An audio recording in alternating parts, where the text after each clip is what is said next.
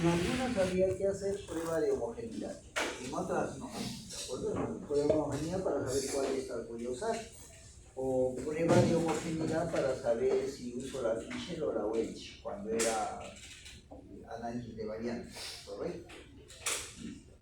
Pero no en todas, o sea, no todas exigen homogeneidad. Pero hay una condición para todas sin excepción. Para todas estas pruebas sin excepción hay una condición que debería cumplirse. ¿Cuál es? ¿Cuál es esa condición? Para todas, porque acá usted podría decir, bueno, aquí la condición es que las varianzas sean iguales o diferentes. Ahí, bueno, hacíamos la prueba. Pero eso de las varianzas no aportaba aquí. En esta prueba no necesito saber si son iguales o no. Así que eso de la condición de homogeneidad no siempre es un requisito. Pero en todas ellas había un requisito. ¿Cuál es? Que siempre son variables cuantitativas. Así es que el requisito ¿cuál era? Que deberían de tener distribución normal. ¿Correcto? Deberían tener. Todas estas pruebas dicen que los promedios, están hablando de promedios, ¿sabes? No de proporción. Todas estas, todas, sin excepción, ¿qué necesitan? Normalidad. Y siempre les decía, asuma que la variable tiene distribución normal. Bueno, entonces nosotros hemos llegado al punto en que ya esa condición puede hacer que no se cumple, ¿correcto? ¿Qué sucede cuando en estas pruebas, en cualquiera de ellas, la variable no tiene distribución normal? ¿Correcto? Entonces, estas pruebas ya no son sólidas, no lo sirven. Entonces tenemos que tener pruebas alternativas. Y resulta que esas pruebas alternativas, por eso digo, tiene que ver mucho con esto, tiene que ver mucho con eso, porque después de esta clase ustedes ya van a tener que decidir, ¿uso esta prueba, esta o esa de aquí, o su alternativa que se llama no paramétrica? ¿De acuerdo? Esos son los métodos no paramétricos que vamos a empezar a trabajar. Es decir, cuando cualquiera de esas pruebas que ustedes han visto arriba, que les he mostrado, no cumple la condición de normalidad, usted tiene que elegir su prueba no paramétrica respectiva. ¿De acuerdo? Y esas pruebas no paramétricas se van a dividir en 4 pruebas no paramétricas que tenemos que analizar. Ya vamos a pasar a usar estas fórmulas. Pero ¿cuál va a ser el criterio? Usted lo que tiene que saber después es, bueno, uso esta prueba, esta por ejemplo para un promedio, esta de aquí, o uso esta prueba para un promedio. ¿Cuál debería usar? Ahí está entonces la condición de normalidad, ¿correcto? Entre otras cosas. Entonces, la prueba de normalidad sí ya la hemos hecho.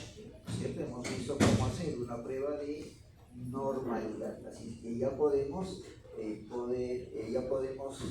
evaluar criterios para seleccionar la prueba. Bien, entonces, por lo tanto, como ustedes ven, no es un tema totalmente desconocido, simplemente estamos cambiando de fórmula, pero seguimos hablando de pruebas de hipótesis, los 5 pasos que hay que seguir, definir sus parámetros, plantear sus hipótesis, todo eso sigue siendo totalmente válido y lo van a tener que seguir haciendo. Lo que va a cambiar es que de repente usted ya no va a usar esta formulita, sino va a tener que usar esta formulita. Y bajo qué condiciones y cómo, eso ya lo vamos a ver, ahora lo vamos a desarrollar. Pero eso es, ¿de acuerdo? No es, en algún momento les he comentado, ¿no? Este curso, desde que empezamos hipótesis ya no puede ser una prueba, no pueden ser evaluaciones cancelatorias, ¿correcto? Cuando me preguntan, ¿hasta dónde viene la práctica? ¿Desde dónde? Desde que hemos hecho hipótesis ya no puede ser cancelatorio, porque en adelante se le puede preguntar una prueba para un promedio y usted tendrá que decidir si usa esta paramétrica, no paramétrica, o usa la paramétrica, ¿de acuerdo? Entonces vamos completando la figura, no es estudio esta partecita, dejo de lado y estudio esta partecita, es secuencial la prueba, ¿correcto? Entonces vamos a ver de qué se tratan las pruebas no paramétricas de manera sencilla, directa y concreta. Lo que les comentaba, ¿ves? Dice, en la mayoría de pruebas de hipótesis que hemos visto que involucran la media, el promedio, 1, 2 o más promedios, necesitábamos que la variable sea cuantitativa para comenzar, ¿de acuerdo? Eso era necesario. Eso lo van a notar ustedes cuando definen su variable. Luego, necesitamos que se ajusten a una distribución normal. Esa condición es fuerte para poder usar esas pruebas que hemos desarrollado. Y además de que las muestras no sean muy pequeñas, otra condición para la cual van a usar las pruebas no paramétricas. Entonces, ahí viene, ¿no? Cuando estas condiciones no se cumplen, entonces tenemos que tener pruebas alternativas. ¿Correcto? Necesito saber, no me puedo quedar sin dar una respuesta al problema. Y esas pruebas alternativas se llaman las pruebas no paramétricas y tienen una ventaja, ¿no? Primero, que ya no les exige esas condiciones de normalidad. Segundo, que esas pruebas no paramétricas tampoco requieren que la variable sea estrictamente cuantitativa. Puede ser una variable cualitativa, pero por lo menos ordinal. O sea, usted tiene que saber, tiene que poder ordenar las observaciones de una muestra, de menos a mayor. ¿No? Y entonces, dentro de ese contexto, vamos a definir cuáles son las pruebas alternativas a las que hemos visto y cómo se desarrollan. Bien, esta lámina les dice lo que normalmente van a encontrar ustedes para usar una prueba no paramétrica. ¿Cuándo debo usar una prueba no paramétrica? Lo primero, cuando su parámetro sea el promedio, ¿de acuerdo? Cuando el parámetro sea el promedio y no se cumpla la condición de normalidad. En los dos parámetros, ¿sabes? Ya estoy hablando en términos generales, un promedio, dos promedios o K promedio. Y ustedes van a ver que la condición de que la variable tenga distribución normal no se cumple. Ahí está. Primer caso en el que ustedes dicen, bueno, no puedo usar la prueba paramétrica, entonces tengo que buscar la no paramétrica. ¿Sí? Y bueno, en este tema, porque si ustedes recuerdan su curso, su primer curso, cuando les enseñaban estadística descriptiva, les hablaban de la media, la varianza, la moda, y ¿cuándo era preferible usar la mediana en lugar del promedio? Cuando hay datos atípicos o cuando la variable muestra es muy pequeña, se suele usar la mediana. Entonces, si su parámetro de interés es la mediana, directamente es una prueba no paramétrica. Si ustedes quieren saber si la mediana del ingreso de cierto sector de la población supera los 4.500, si le dicen que es mediana, no vaya a pensar en la prueba T, debe pensar en una prueba no paramétrica. Entonces, condiciones. Cuando es promedio y no cumple normalidad, lo que implica que tiene que hacer su prueba de normalidad. Cuando es una mediana, directamente. O cuando la variable sea estrictamente ordinal. ¿Sí? Por ejemplo, quiero hacer una prueba de hipótesis sobre el nivel de satisfacción laboral de los trabajadores. Yo les he puesto un test en el que tienen que responder muy insatisfecho, insatisfecho, normal, satisfecho y muy satisfecho. 5 categorías. Eso es una variable ordinal, no es cuantitativa, por lo tanto no encaja ahí utilizar el promedio. Lo que encaja es utilizar una mediana y por lo tanto, si es mediana, tiene que ser método no paramétrico. ¿De acuerdo? Y finalmente, casos un poquito más particulares es cuando la muestra es muy pequeña, 5 o 8 datos, no tengo información mayor, entonces suelo usar también una prueba no paramétrica. ¿De acuerdo? Ahí está. Eso es lo que van a encontrar ustedes. Cuando lean un caso, cuando tienen un problema y lean un caso, eso es. Bien, si es promedio, entonces ahora van a preguntarse ustedes si es normal o no. Hasta ahora se lo han dicho. Si ustedes le han tenido el detalle de darse cuenta en los enunciados de sus problemas, siempre les decía, asuma que la variable tiene distribución normal. Bien. O se sabe que la variable tiene distribución normal. Entonces, ahora ya no será así. Si no se lo dicen, va a tener que hacer la prueba de normalidad. ¿Correcto? Y si por ahí le hablan de la mediana, entonces va a tener que trabajar obviamente con una prueba no paramétrica. ¿Cuáles son esas pruebas? Las pruebas que vamos a ver son 4, en realidad son 4 pruebas no paramétricas.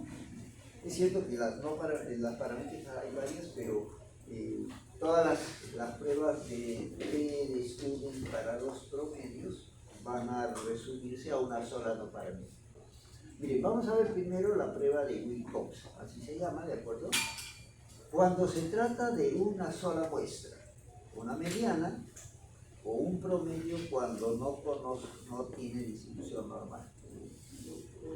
La otra prueba es la prueba U de Mann-Whitney, ¿de prueba U de Mann-Whitney. Y esta prueba usted la va a aplicar cuando se trate de muestras, 2 muestras independientes, ¿de acuerdo? Un Dobson para una sola muestra, U de Mann-Whitney para 2 muestras independientes. Pero recuerden que nosotros también hemos visto muestras relacionadas, datos emparejados, que también necesitaban distribución normal. Bueno, cuando no se cumpla, usaremos la prueba de Wilcoxon para muestras relacionadas. ¿Sí? Y finalmente la cuarta prueba que se las he nombrado y he hecho un esquema en la pizarra cuando hablamos de análisis de varianza. Recuerden que análisis de varianza usted puede tener la F de Fisher, la F de Welch y puede tener la de Kruskal-Walker. Esa es la prueba no paramétrica.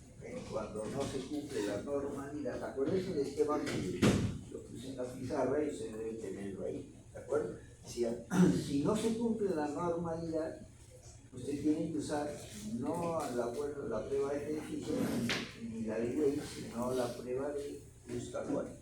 Es la parte no paramétrica de esa prueba.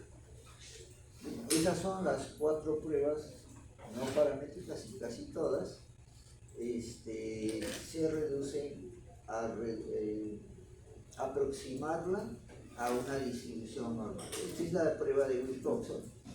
Este es el estadístico que finalmente tenemos que calcular. Esta es la prueba U de Mann-Whitney, ¿de acuerdo? Esta prueba de Wilcoxon sería la contraparte de esta prueba TDC, ¿de acuerdo? Esta necesita que sea normal, pero si no es normal, entonces usted va a tener que usar esta prueba de Wilcoxon, ¿correcto?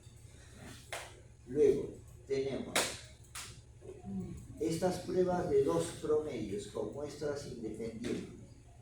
Si en cualquiera de estas pruebas usted hace la prueba de normalidad y la respuesta le dice no tiene distribución normal, cualquiera de estas 3 pruebas podrá ser reemplazada por esta prueba U de Mann-Whitney. Es la segunda para muestras independientes, ¿de acuerdo? ¿Está bien?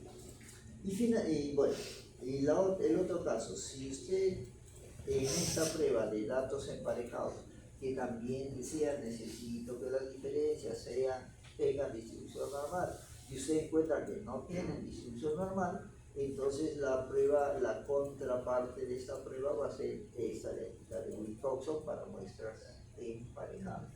Bueno, y finalmente esta es la prueba de Kruskal-Walker. Esta sería el reemplazo de ¿cuál? El reemplazo de... Entonces recuerdan que aquí había la prueba F de Fisher y la prueba de Welch. Para saber cuál era la diferencia. Las dos tenían distribución normal, pero como las varianzas eran diferentes, era Welch. Cuando las varianzas eran iguales, era la Fisher.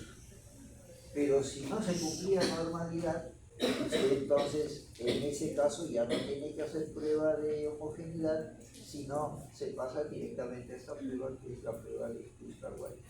¿De acuerdo? De modo que, como les dije al comienzo, estos temas quedan integrados. No son temas independientes, quedan integrados. Y aquí en adelante, después de esta clase, usted cada vez que tenga un caso, tiene que averiguar las condiciones. ¿De acuerdo? Tiene que averiguar. Ya no se lo van a ir diciendo. ¿De acuerdo? Ya no va a decir asuma que tiene distribución normal ni nada de eso. Usted va a hacer la prueba. Una vez que hace la prueba, decide o tomo esto o tomo lo anterior. ¿De acuerdo? Esas son entonces nuestras 4 pruebas que vamos a ver. Vamos a empezar con la primera. Eso sí, van a ver que estas pruebas tienen una forma muy particular de resolver. muy diferente a lo que hemos estado viendo hasta ahora, en el sentido de cómo hallar el estadístico de prueba, porque después los 5 pasos de prueba de hipótesis: defina parámetro, plantea hipótesis, fije su nivel de significancia, región crítica y conclusiones, es exactamente lo mismo. Lo que va a cambiar es el paso 3, donde la forma de hallar el estadístico es un poquito diferente. Bien, entonces vamos a hablar de esta prueba de Wilcoxon, que es una prueba que tiene el objetivo de probar si la mediana o la media, correcto, puede ser mediana, puede ser media, de donde proviene esa muestra es igual, menor o diferente a un valor especificado. ¿De acuerdo? Listo. ¿Cuándo la voy a usar? Ya lo dijimos, ¿no? Es una prueba alternativa a la prueba TD-Student, que la vamos a usar cuando los supuestos no se cumplen, por ejemplo, la normalidad, o que su parámetro sea la mediana. Si su parámetro es la mediana, entonces de esta manera es una prueba no paramétrica, o que la variable sea de corte ordinal. Los 3 casos que normalmente los va a llevar a una prueba no paramétrica: que sea una variable cuantitativa que no cumple normalidad, que de frente le pidan probar la mediana. En su guía van a ver eso, van a encontrar, calcule si la mediana es menor o igual que algo, ya saben que es no paramétrica. Pero si habla de promedio, tendrá que hacer la prueba de normalidad. Entonces, para esta prueba las posibles hipótesis son esas, si se trata de promedio. ¿De acuerdo? Lo de siempre, eso no es nada nuevo, ¿no es cierto? Si se trata de promedio, era igual a algo versus diferente, menor o mayor. El problema les dirá qué cosa tienen que tomar. En este caso, por ejemplo, necesita usted saber si la variable tiene distribución normal o no. Depende de eso, usaremos la T o usaremos la prueba de Wilcoxon. O, si se trata de la mediana, hablaremos de esas hipótesis, ¿no? La mediana es igual a un valor, la mediana es igual, menor, diferente, menor o mayor a un valor. Lo mismo de siempre. Voy a tomar mis datos y con esos datos voy a trabajar el estadístico de prueba que corresponde. Si cumple la normalidad, ya saben que es una TD-Student. Si no cumple, es la que tendremos que hacer ahora, la prueba de Wilcoxon.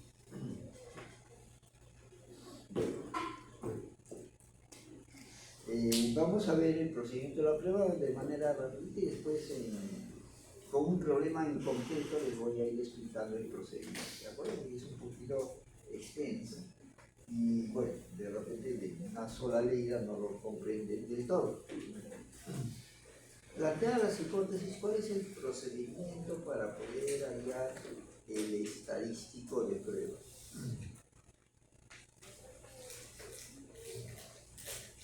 Lógicamente vamos a partir de una hipótesis nula, ¿no? El promedio, por ejemplo, es igual a un valor no sub 0. Este valor en particular no se quiere. Y usted va a tener una muestra de datos, mi variable x y mis datos x1, x2, xn. Igual partimos siempre de información, ¿no es cierto? Nuestra muestra de n datos. Y ahí está. Ahora, procedimiento de la prueba. Si el valor propuesto en su hipótesis nula es mu sub 0 o n sub 0 si se trata de la mediana, lo cierto es que en H0 usted tiene un valor ahí. La media es igual a 850 o la mediana es igual a 50, ¿de acuerdo? Eso es un número. Lo que le dice es que usted va a encontrar las diferencias de cada dato con respecto a ese valor supuesto.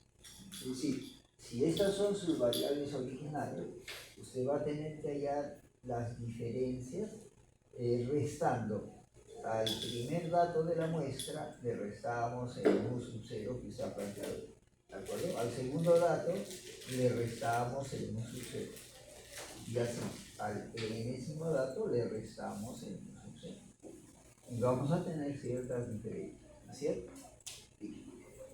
Ahora, usted va a encontrar con bastante frecuencia que, como esto es la tendencia, en la muestra va a encontrar datos mayores y menores que este valor. Por lo tanto, le van a salir valores negativos y positivos. Eso va a ser normal.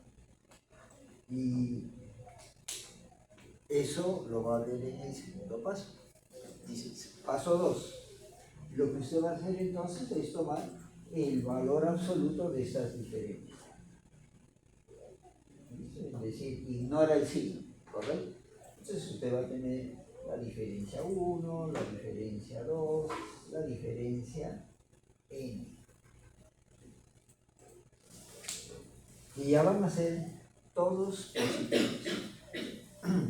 Entonces, es un procedimiento un poquito largo, pero es sencillo, en realidad es sencillo. Tiene sus datos, ha planteado su hipótesis nula y va a empezar a restar a cada dato el valor planteado en la hipótesis nula. Y como le va a salir negativos y positivos, usted calcula el valor absoluto. Y luego le dice, con este conjunto de datos, la característica de una prueba no paramétrica es que llega un momento en que usted pierde los datos originales. No va a trabajar con esto, va a trabajar con esto de... Ese conjunto de datos le dice, le debe asignar rangos, paso 3, y debe resolver empates. Ahí hay dos conceptos que no habíamos visto antes. ¿Qué cosas son asignarle rangos? ¿Y qué cosa es resolver empates? Una cosa bastante sencillita en realidad, mira. Asignar rangos y resolver empates. Como vamos a trabajar con el orden, ¿no? El orden de las variables, esa es la característica de una prueba no paramétrica. Vamos a explicar qué cosa es asignar rangos.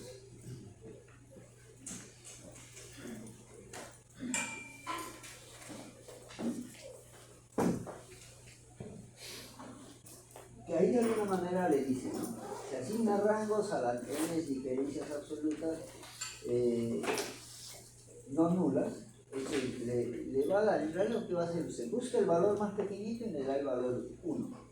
Busca el siguiente más pequeño y le da el valor 2. Y así, en otras palabras, lo tiene que ordenar y enumerarlo del 1 al n. ¿No es cierto? Después resuelve los empates. Entonces, por ejemplo, si yo tengo estos datos, esos, por ejemplo, recuerden que ya estamos aquí, ¿ya? Las diferencias, que no va a encontrar valores negativos. Entonces, ¿qué cosa significa asignarle rangos? Esto significa que, vamos a llamarle en general rangos, usted va a buscar de todos los números que hay el más pequeñito, ¿correcto? El menor de todos. En nuestro caso sería 18. Así es que ahí le decimos, ese es el valor 1.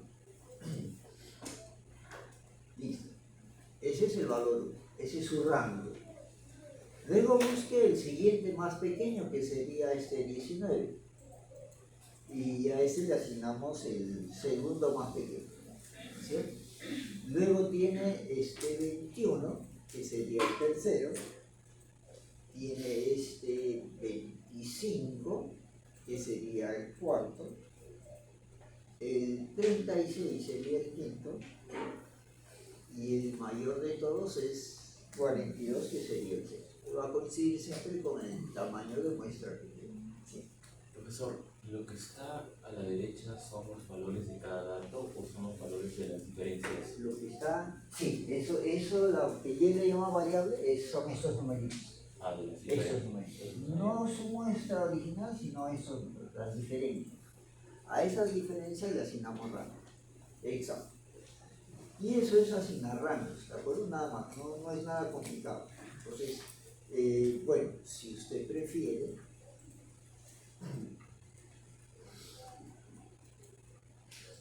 una forma de hacerlo es esta de acá. También ahí, bueno, es una muestra pequeñita, fácilmente usted va a darse cuenta de signos menores, mayores, etc. Pero obviamente también lo puede hacer así, ¿no es cierto? Le dice, bueno, a Excel que esto le ordene de menor a mayor, ordenarlo de menor a mayor y listo, ya lo ordenó, ¿no es cierto? Ya lo ordenó. Y entonces usted agarra y le dice, bueno, si ya están ordenados, el rango es 1, 2, 3, 4, 5 y 6. Listo, ya tiene los rangos a cada uno de esos valores. ¿De acuerdo? La idea es darle el orden a cada uno de los rangos. Y con eso va a tener los datos con los que vamos a trabajar. Todas estas pruebas no paramétricas trabajan justamente con esos rangos. Entonces, primer concepto, asignar rangos. ¿Sí? Lo puede hacer así como lo vemos aquí.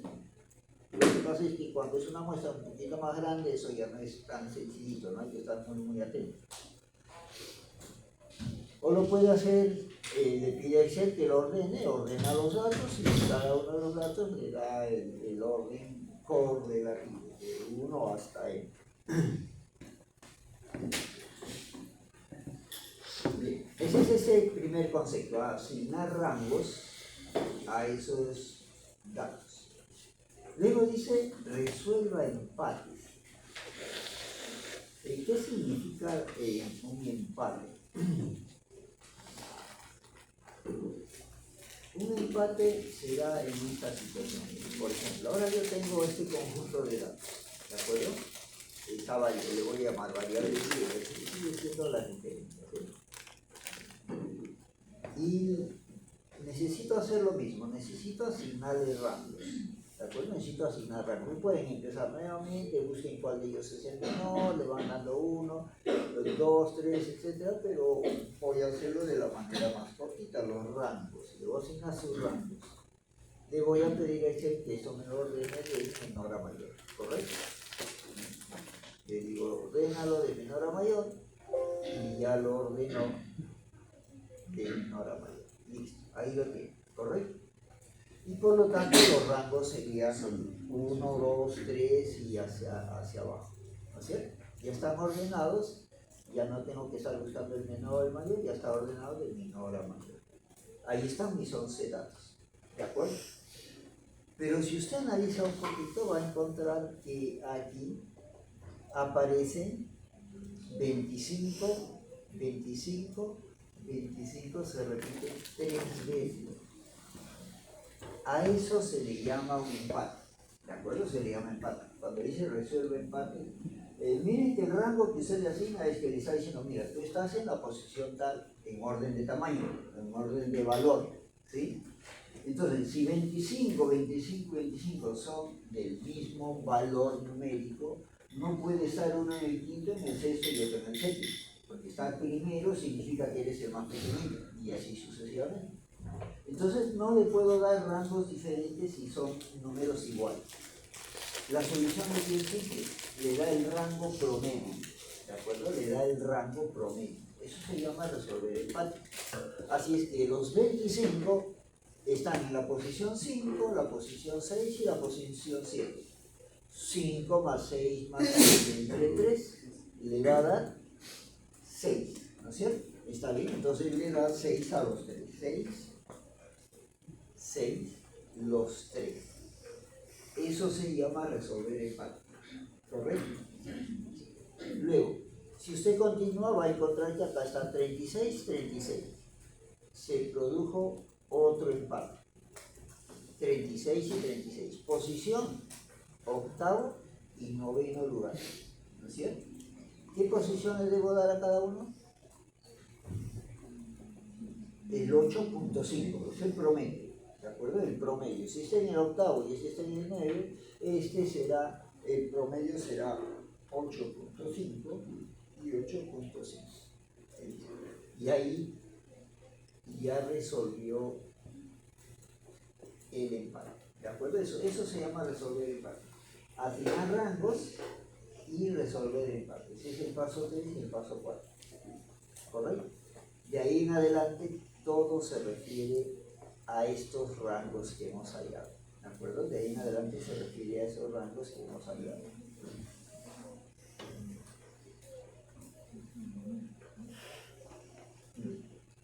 Bueno, este ejemplito para explicar orden y asignar rangos y resolver empate, ¿correcto? Con eso proseguimos.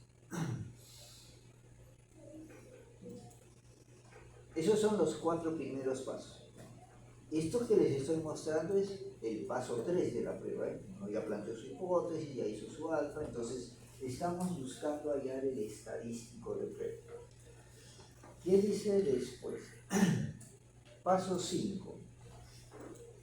Mire, paso 5 le dice, hallar la suma de rangos que originalmente, recuerden que les dije eso, ¿no? Nosotros hemos tomado el valor absoluto, pero esta diferencia originalmente pudo haber sido negativa o positiva, ¿sí? Lo que pasa es que le hemos dado el valor absoluto, entonces lo que vamos a tener que hacer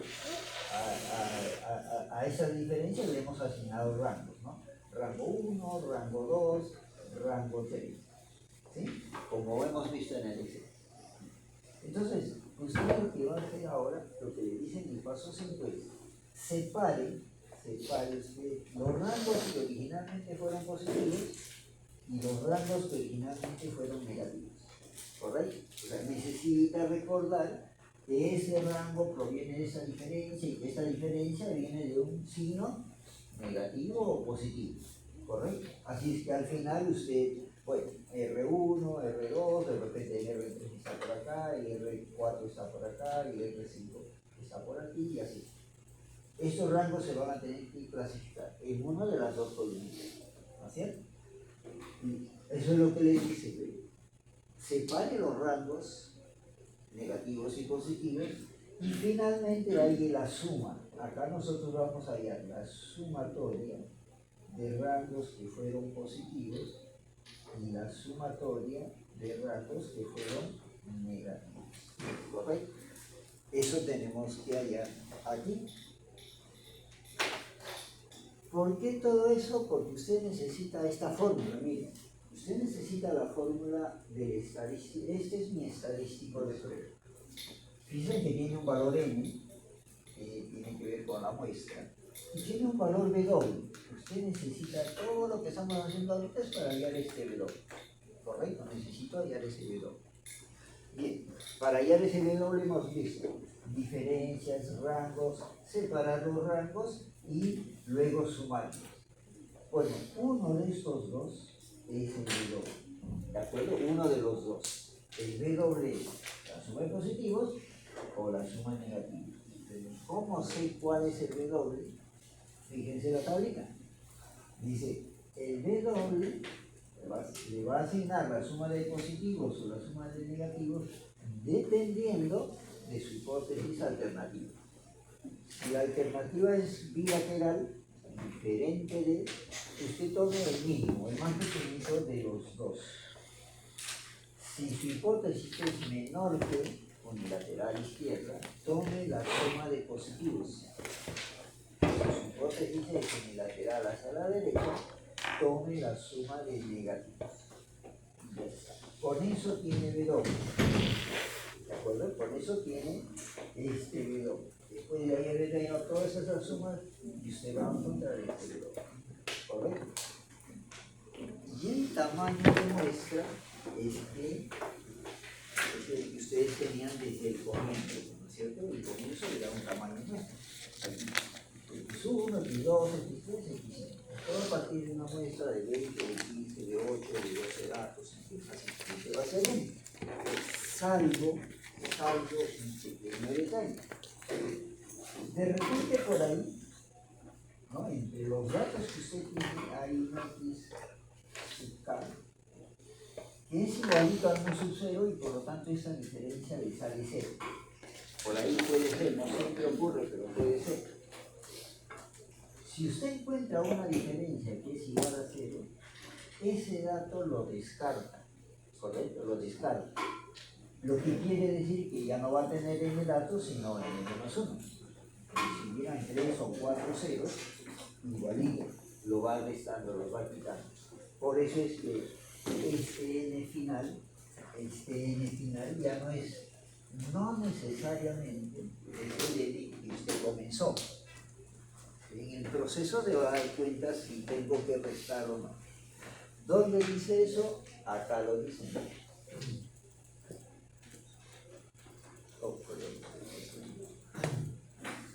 Acá lo dice, ¿ven? obtiene las n observaciones de la muestra y excluye del análisis las diferencias que son nulas. Entonces, cuando se encuentre que un valor de su muestra, uno o más, es exactamente igual a este que usted planteó aquí, su diferencia va a ser cero. Eso le está indicando que este dato ya no va, lo va a quitar. Por lo tanto, el n final que vamos a encontrar en la fórmula no siempre va a ser el que le dieron al comienzo. ¿Sí? Bien. Toda esa historia es para llegar a ese estadístico de prueba. ¿De acuerdo? Ese es el estadístico de prueba, el paso 3. Estas pruebas no paramétricas tienen esa característica, porque como no hablamos de variables cuantitativas, hay que tener mucho cuidado en hacer operaciones como promedio, varianza, desviación estándar. ¿De acuerdo? Entonces, ¿con qué trabajan las pruebas no paramétricas? Trabajan con el orden.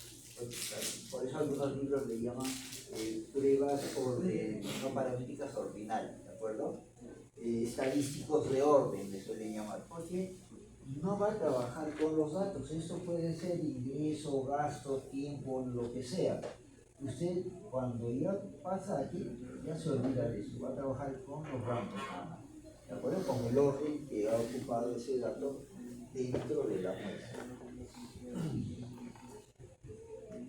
Bien, ese es el paso 3. Y una vez que conoce Z, ya sabe ya su p-valor, tal como se ha hecho siempre, ¿no? Y luego, paso 4, su región crítica con una normal estándar. Y paso 5, la interpretación, decisión interpretación. Ahí sigue todo igualito, ¿sí? Lo único que está cambiando es el paso 3. Como les digo, paso 1 y 2, igual, hay que definir parámetros, hay que plantear hipótesis. Pasos 4 y 5 también, región crítica y decisión. Donde ha cambiado bastante es el procedimiento. Todos estos 7 pasos que les acabo de mostrar ahora están dentro de la parte 3 de una hipótesis, cuyo único objetivo es hallar el valor de W y Z para poder hallar el estadístico de prueba. Bien. Entonces, vamos a verlo como un ejercicio numérico para que sea más comprensible. Correcto, vamos a verlo con esto. Y noten ustedes que es un problema muy similar a los que hemos estado resolviendo hasta ahora.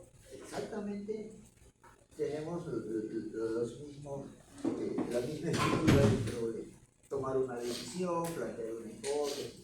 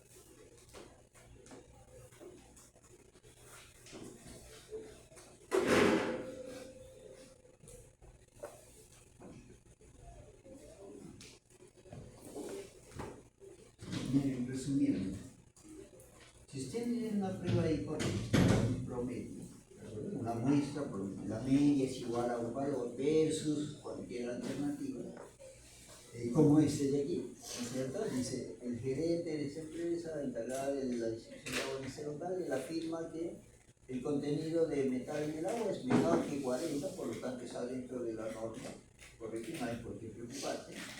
Y lo que 40 partes por millón o más de ese metal en el agua ya es peligroso, ¿correcto?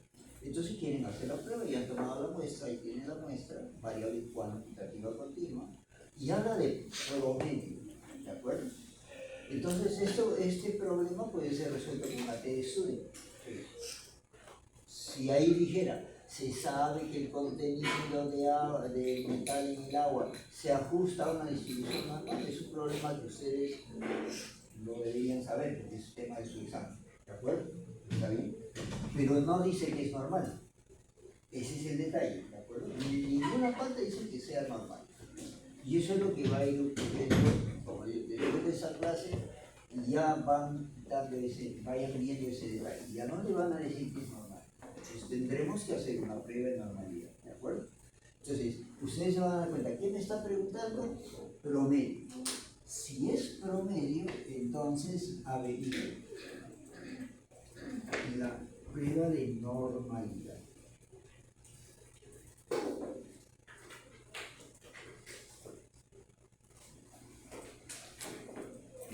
Entonces, averiguo en realidad esto, ¿no? Si me dice que es normal, obviamente la ignoro y procedo, ¿de acuerdo? Ya sé que va a ser una prueba paramétrica. Esta prueba de normalidad va a tener dos posibles resultados. Le va a decir si tiene distribución normal, me sale y me dice que sí tiene, ahorita vamos a hacer esa prueba, o va a ser que no tenga distribución normal. ¿Sí o no? Cuando hemos hecho la prueba de normalidad, el H1 sí tiene distribución normal, el H0 y el H1 no lo tiene, así es que si es normal o no es normal. Si su problema, si su variable tiene distribución normal, entonces ya sabe que es la prueba de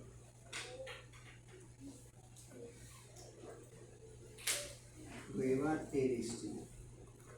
¿De acuerdo? Es esta que usted tendría que hacer esto, ¿no es cierto? Haya la media muestral, a esos datos que haya la media muestral, le resta el sub 0, haya su desviación estándar y lo divide entre n, y ahí tiene el estadístico de prueba.